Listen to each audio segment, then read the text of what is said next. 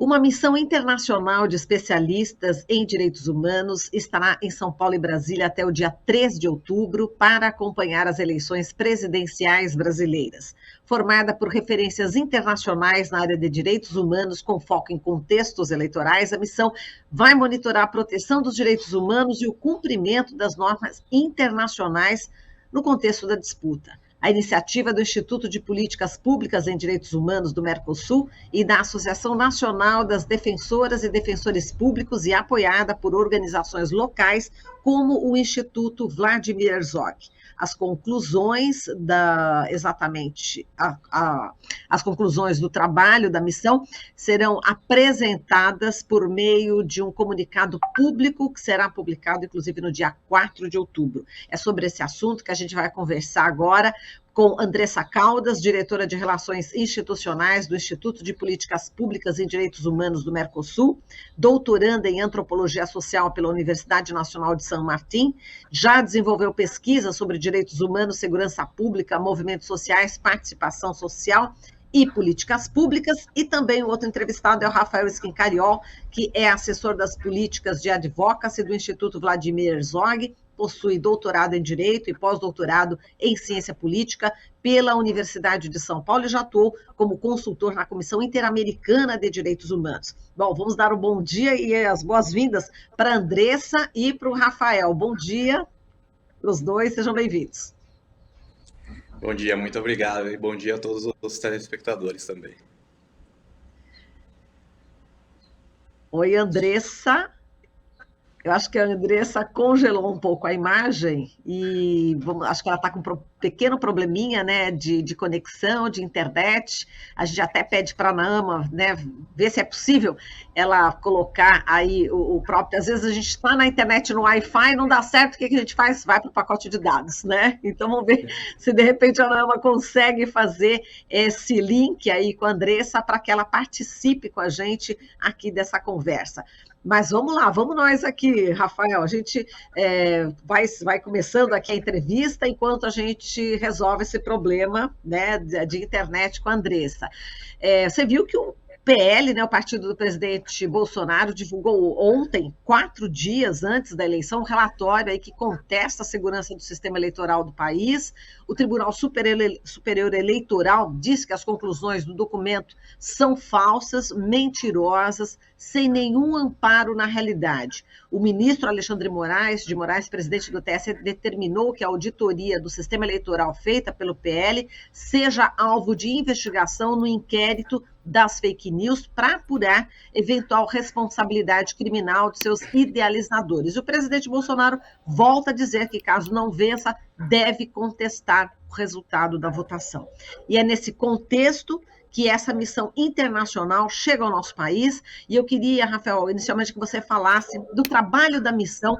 Ele está dividido em 4 eixos principais. Eu gostaria que você falasse quais são esses eixos e como é que você está vendo esse cenário agora atual, Rafael.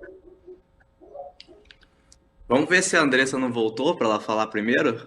Ou ela não está, ainda está travada? A gente já tinha combinado, né, Rafael, para ela falar primeiro. Sim. Oi, Andressa. Exatamente. Bom dia. Vamos ver aqui, Andressa. Ela está congelando um pouco, né? Não sei, a gente está aqui na mesma tela, né, Rafael? A gente está vendo que ela está presente, mas infelizmente acho que a internet dela realmente está com problemas. Vamos ver aqui, enfim, eu estou em contato também com a nossa editora Naama, ela disse realmente que está travando. Eu vou, inclusive, dar aqui ao vivo para colocar pacote de dados, vamos ver se consegue, né? Que às vezes realmente isso pode ajudar bastante, mas pelo que eu estou vendo aqui, Rafael, ela está congelada. E diante disso, eu te passo a pergunta mesmo inicial, para você falar desse trabalho, dessa missão internacional, né, aqui no Brasil. Não, com certeza. Bom, acho que primeiro de tudo é importante contextualizar que nós estamos com mais de 100 observadores internacionais e mais de 80 convidados internacionais para fazer o acompanhamento dessa eleição. Esse é um número recorde e o número recorde, obviamente, ele não é gratuito, né? Ele vem por conta dos todos os ataques que Jair Bolsonaro, o atual presidente, e os seus apoiadores vêm fazendo às urnas, ao processo eleitoral e à democracia brasileira. Nesse contexto, então, vem essa iniciativa muito importante, puxada aí pela ANADEP e pelo IPPDH, de fazer essa missão internacional com especialistas para que eles possam, principalmente, avaliar casos de violência política e de graves violações de direitos humanos durante esse período do processo eleitoral do primeiro turno. Essa iniciativa, como você mesmo destacou, está sendo apoiada por outras instituições, como o próprio Instituto Vladimir Zog, nos qual nós nos honramos muito de poder fazer parte disso e auxiliar o processo democrático, que o processo eleitoral seja o mais democrático possível. Então, a ideia central dessa missão é exatamente essa, de monitorar esses casos e reportá-los, não somente aqui, mas também à comunidade internacional. Então, essa iniciativa vem se somar a esses outros observadores, as outras missões que são missões de convidados, como essa missão, que é a nossa, convidados estão cadastrados no TSE e no TRE, para fazer aí um bom caldo de luta pelo processo, para que ele seja um processo mais democrático possível e para que as denúncias das violações de direitos humanos e de violência política, elas ocorram imediatamente, para que as providências sejam tomadas pelos atores cabíveis. Exato. Vamos ver aqui, acho que agora eu estou vendo um pouco o movimento aqui da Andressa. Andressa, você me ouve? Sim, te ouço bem, desculpa pelos problemas técnicos. Vocês conseguem me ouvir? Sim, a gente está conseguindo te ouvir agora, a gente está aqui com o Rafael, enfim, a gente já tinha combinado, viu, Andressa, que você iniciaria aqui essa fala na entrevista, mas como teve esse problema, de conexão, aí eu pedi para o Rafael já iniciar, mas eu faço a pergunta também para você, viu, Andressa? Bom, primeiro, seja muito bem-vinda, é um prazer tê-la conosco, e eu queria que você falasse sobre o trabalho dessa missão internacional. Eu estava citando aqui o contexto que a gente está nesse momento, Ontem mesmo, 4 dias antes da eleição, a gente se depara com o partido do presidente Jair Bolsonaro, o PL, divulgando aí um relatório contestando a segurança do sistema eleitoral do país. O TSE disse que as conclusões desse documento são falsas, mentirosas, não tem nenhum amparo na realidade, inclusive vai ser encaminhado justamente para a investigação no inquérito das fake news. Bom, é nesse contexto, em que também o Bolsonaro volta novamente a dizer que, caso não vença, deve contestar o resultado da votação. Então, esse trabalho, essa missão internacional é de suma importância aqui no Brasil. Eu queria que você falasse sobre o trabalho dessa missão. Parece que são 4 eixos principais. Enfim, gostaria que você falasse sobre esse tema e esse contexto que a gente vive, assim, horas antes, praticamente, das eleições. Olá a todos e mais uma vez desculpas pelos problemas técnicos iniciais, mas quero me somar às palavras do Rafael, apresentando os objetivos e a ideia dessa construção que é a Missão Internacional de Especialistas em Direitos Humanos. A especificidade desse grupo é justamente o recorte, o olhar através do enfoque de direitos humanos. A gente tem um número muito de delegações internacionais presentes aqui no Brasil, que vão estar chegando nos dias, que vão acompanhar o processo eleitoral, principalmente o dia das eleições. Os olhos da região e do mundo estão postos nas eleições do Brasil.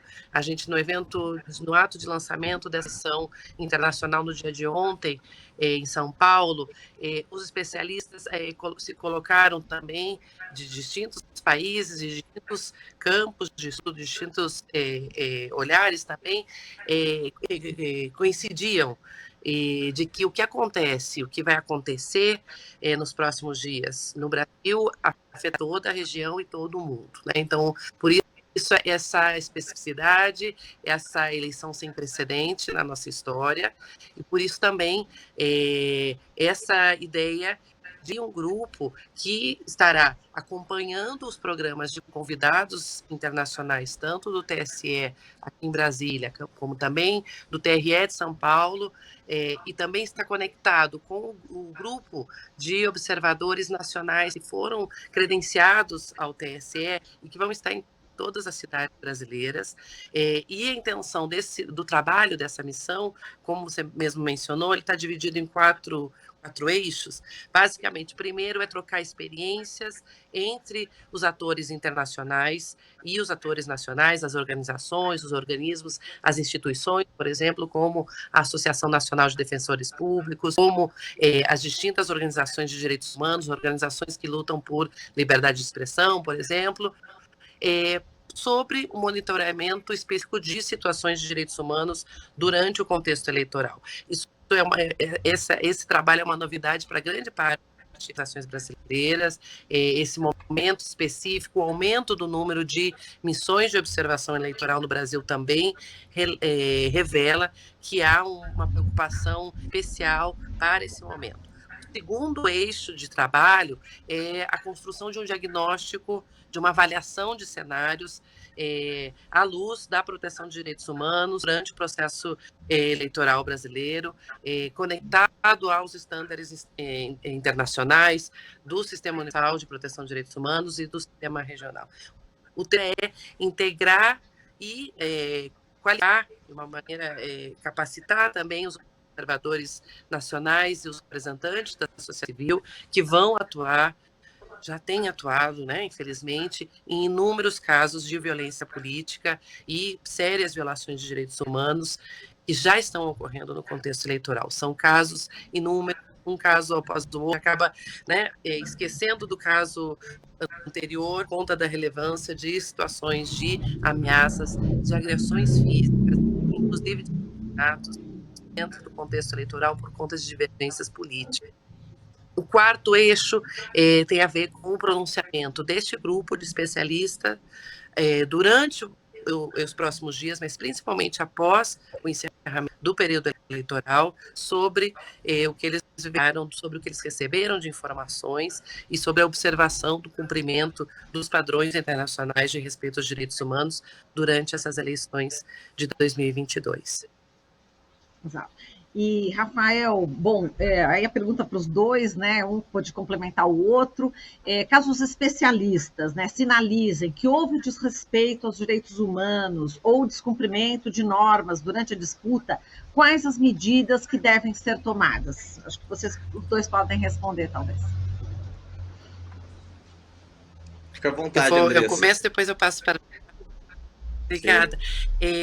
A ideia é ser como um apoio, né? Obviamente são especialistas internacionais que vêm ao Brasil por conta da sua história, por conta do seu acúmulo profissional, por conta das suas funções específicas no momento, no sentido de apoiar e colaborar para que o processo eleitoral brasileiro ocorra dentro dos padrões internacionais de direitos humanos. Então, todas as recomendações que foram realizadas é no sentido de fortalecer o trabalho das instituições nacionais, das organizações locais e, sim, dependendo do caso, solicitando as providências dentro da institucionalidade brasileira, né? Eventualmente, caso essas situações não sejam atendidas de imediato, caso não sejam resolvidas, caso não tenha uma resposta direta e à altura das instituições brasileiras, é que você pode avaliar uma segunda instância de elevar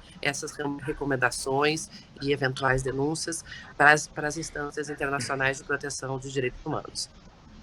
Uhum.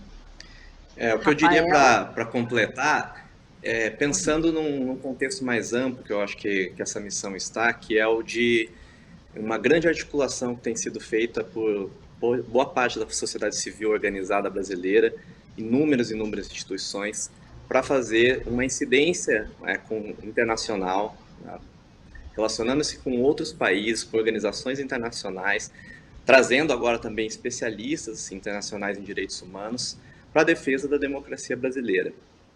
E essa articulação ela tem resultado bons frutos já na comunidade internacional.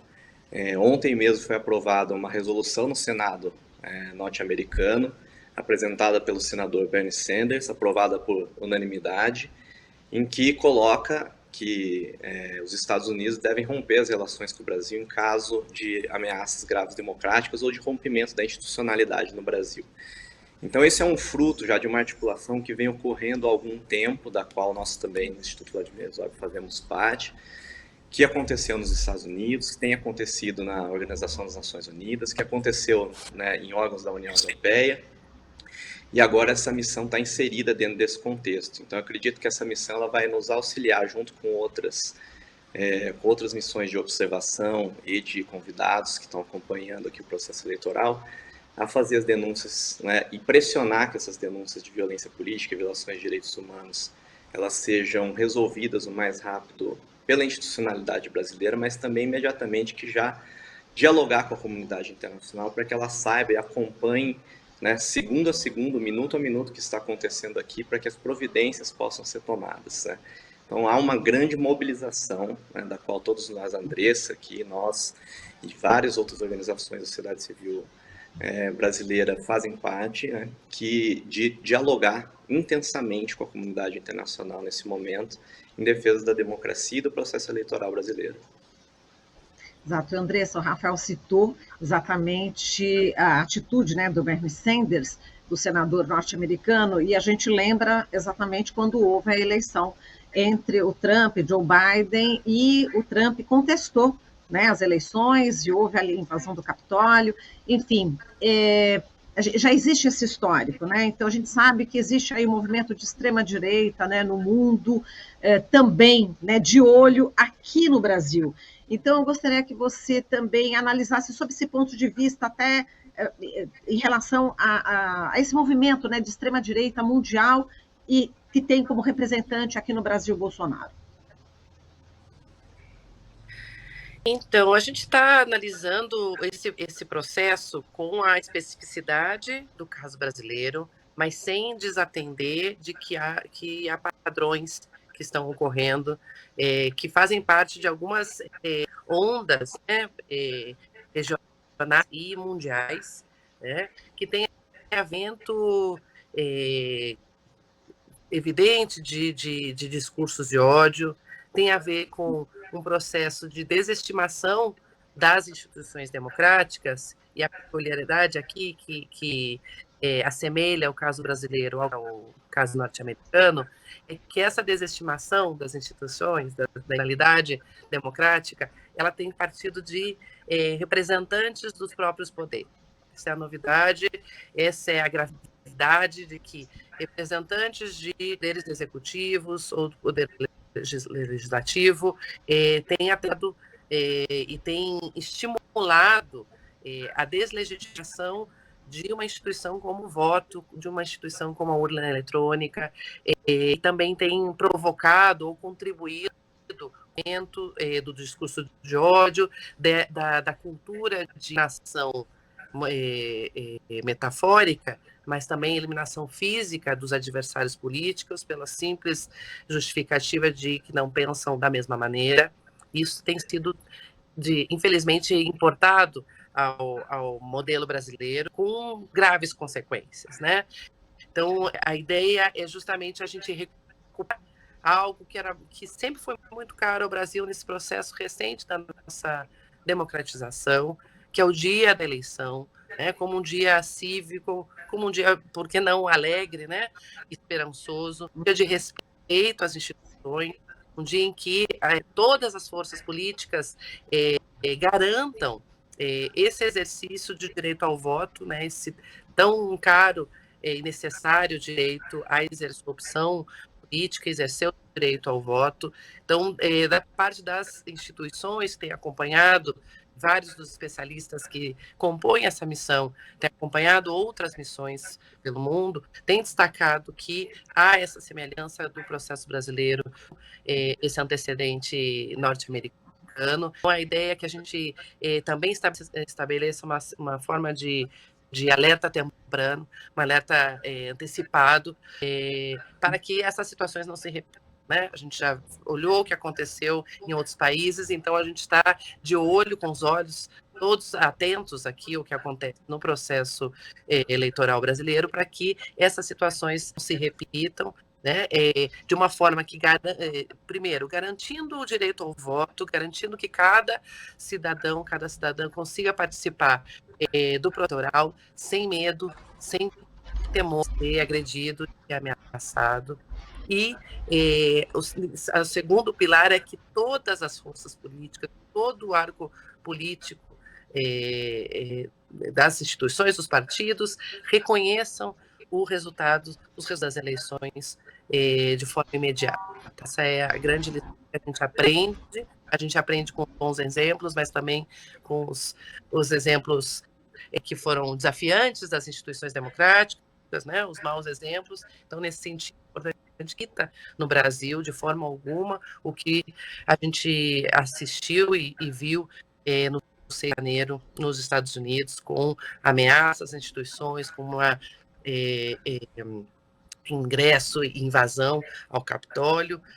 Também essa declaração aprovada de forma unânime pelo Senado norte-americano é também uma sinalização que se soma a tantas outras, né, de outras representações internacionais, de organismos, de países que estão com os olhos voltados a esse processo aos próximos dias, ao que acontece aqui no nosso país. E, Rafael, só para a gente terminar falando aí na divulgação, né, dos resultados, né, vocês estarão atentos, né, a essa divulgação. Os integrantes da missão também acreditam, né, que a atenção ao processo eleitoral deve ser constante, inclusive depois da divulgação dos resultados. Nesse sentido, que legado a eleição de 2022 pode deixar para a construção e manutenção da democracia brasileira? Rafael, temos um minutinho. O que eu acredito é que a gente está no momento mais desafiante da nossa democracia desde o fim da ditadura militar. E o que nós estamos observando é que grandes esforços, uma grande união, né, de boa parte da sociedade civil organizada e comunidade internacional para a defesa do processo democrático. Eu acredito que esse desafio é muito grande, muito forte, já está ocorrendo violência política fatal, graves violações de direitos humanos. Mas eu acredito que a gente deve sair fortalecido desse processo, né, com o reconhecimento dos resultados eleitorais e com a prova de que a gente pode viver, sim, uma democracia, né, de maneira feliz, e como a Andressa destacou agora há pouco, né, de votar isso, fazendo isso com alegria, fazendo isso com respeito, né, cumprindo esse dever, que é um dever, né, fundamental, né, para o Estado Democrático de Direito. Então, eu acredito que, assim, muita coisa ruim ainda vai ocorrer nesse processo eleitoral.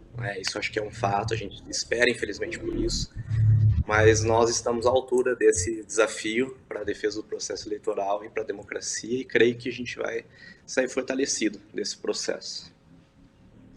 Certo, a gente agradece aqui a Andressa Caldas, diretora de Relações Institucionais do Instituto de Políticas Públicas em Direitos Humanos do Mercosul, doutoranda em Antropologia Social pela Universidade Nacional de São Martim, já desenvolveu pesquisa sobre direitos humanos, segurança pública, movimentos sociais, participação social e políticas públicas, e a presença também do Rafael Schincariol, que é assessor de políticas de advocacy do Instituto Vladimir Herzog, possui doutorado em Direito e pós-doutorado em Ciência Política pela USP, e já atuou como consultor na Comissão Interamericana de Direitos Humanos. Muito obrigada, Andressa. Muito obrigada, Rafael. Um forte abraço para vocês e um bom trabalho.